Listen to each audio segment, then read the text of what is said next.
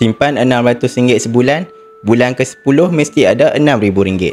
Kalau RM6,000 masih belum wujud dalam akaun bank anda kena ubah cara menyimpan kepada simpan emas 1 bulan 1 gram. Cukup 10 bulan, anda akan ada 10 gram emas.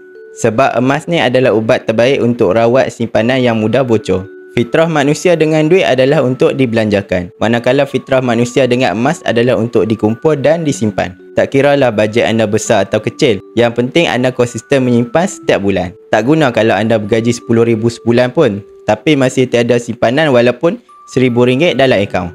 Lebih baik orang yang bergaji RM2,000 sebulan tapi konsisten menyimpan RM200 setiap bulan. Public Gold menyediakan platform simpanan untuk anda kumpul gram emas sehingga anda capai emas yang anda nak. Sebagai contoh, gold bar 100 gram ni yang berharga sekitar RM59,000 hari ini. Program simpanan emas ni dipanggil akaun emas gap ataupun gold accumulation program. Anda boleh menabung emas sikit demi sikit ikut bajet anda serendah RM100. Tiada cas pendaftaran dan tiada cas penyimpanan. Okey, bagi anda yang nak mulakan simpanan emas di Public Gold, anda boleh tekan link di bio ataupun rujuk pin video untuk cara bermula. Saya akan bantu anda sebaiknya.